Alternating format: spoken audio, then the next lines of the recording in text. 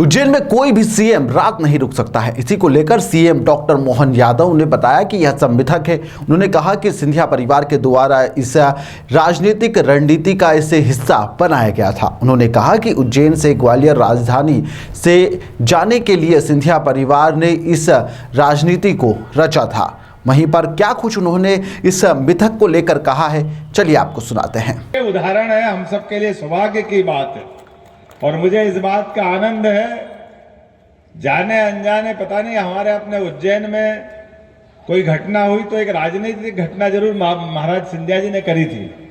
बाबा है ना मौजूद? क्या थी बाबा पॉलिटिकल घटना?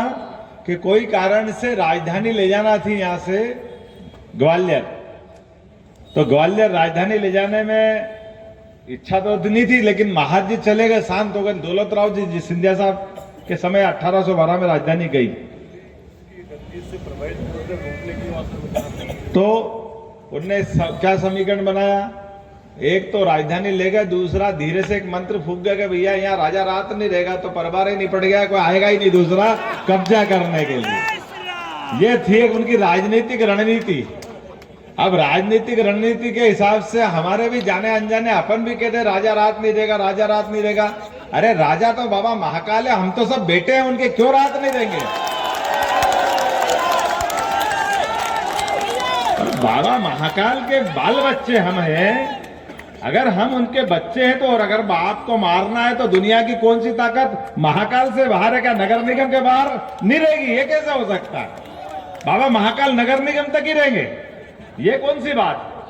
ब्रह्मांड में कहां कोई बच सकता है? बाबा महाकाल ने अगर टेढ़ी निगाह कर ली तो बाबा तो जन्म देने वाले हैं, आशीर्वाद देने वाले हैं। इसलिए बाबा ने कहा डरो मत, तुम्हारे उज्जैन में ही दे देता हूं तो झंझट ही खत्म। हाँ नहीं सुना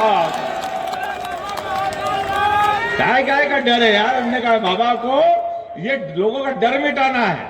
अपन खुश है कि अपन लाए। उनने कहा लाए नहीं दादा, मैं तो तुमको दे रहा हूं।